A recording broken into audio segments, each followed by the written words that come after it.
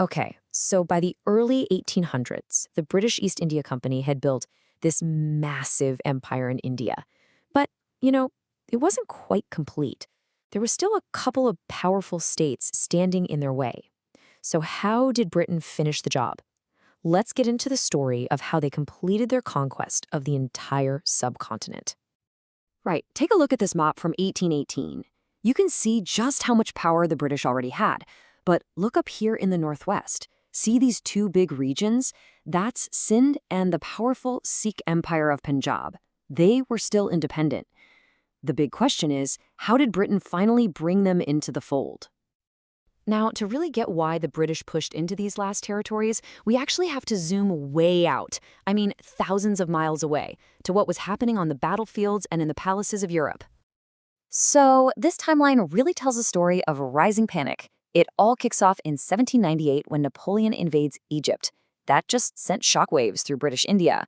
Then Russia gets involved, and in 1807 you have the French and Russian emperors, Napoleon and Tsar Alexander I, signing the Treaty of Tilsit. This wasn't just talk, it was a formal plan for a joint invasion of India over land. I mean, for the British, this was an existential threat from two of Europe's biggest superpowers. Their answer?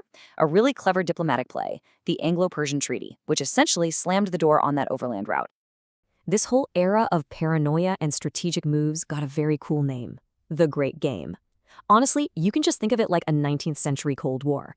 It was fought across the huge, sprawling chessboard of Central Asia. The British were terrified Russia would march on India through places like Afghanistan or Persia, while Russia just wanted to keep British power in check. And it's this rivalry, this great game, that really fueled British expansion toward its northwestern frontier.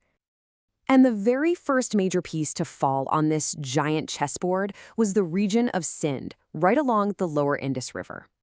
So why Sindh? What was so important about it?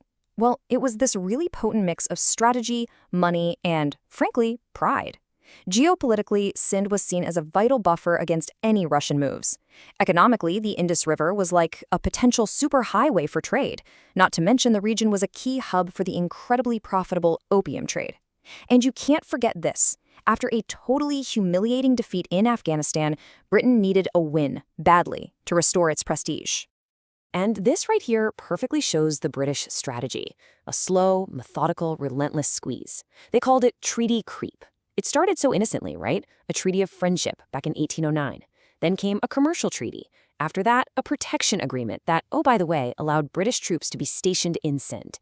And the final, most humiliating step, forcing Sindh's rulers, the emirs, to actually pay for their own occupation. It was brilliant in a way, creating this inescapable cycle where each treaty made Sindh weaker and more dependent, until its independence was just gone. In the end, of course, diplomacy gave way to military force. In 1843, at the Battle of Miani, Sir Charles Napier's army just crushed the forces of the emirs. And despite all the promises and treaties, Sindh was annexed. Just like that, it was absorbed into British India. The first piece of the final puzzle had fallen right into place. But the biggest prize, and the toughest opponent, was still out there: the Sikh Empire of Punjab, led by its legendary founder. This slide tells a tale of two completely different eras. Under the incredible Ranjit Singh, known as the Lion of Punjab, the Sikh Empire was an absolute powerhouse. But after he died in 1839, the whole kingdom just plunged into chaos. You had weak and corrupt rulers, one after another, and a powerful army that became totally mutinous. It created this massive power vacuum that, you can bet, the British were watching very, very closely. And that power vacuum? That was the exact opportunity the British had been waiting for. By 1843, the throne had passed to Ranjit Singh's son, Dalip Singh, who was only 5 years old.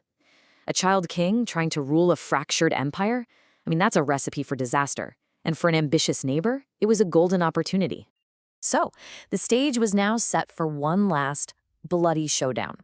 The final conquest of the Sikh Empire was going to unfold across two brutal wars. So what finally lit the fuse for the First War? Well, that internal chaos was a massive factor, with the Sikh army basically becoming a rogue state. The army then crossed the Sutlej River, which was a clear violation of their treaty with the British. But here's the really sinister part.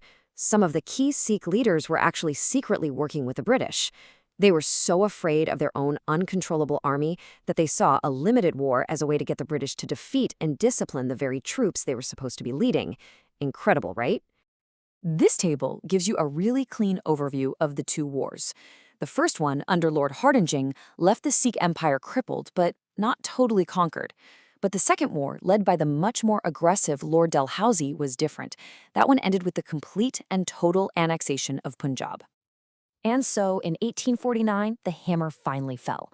Lord Dalhousie just declared the Punjab annexed.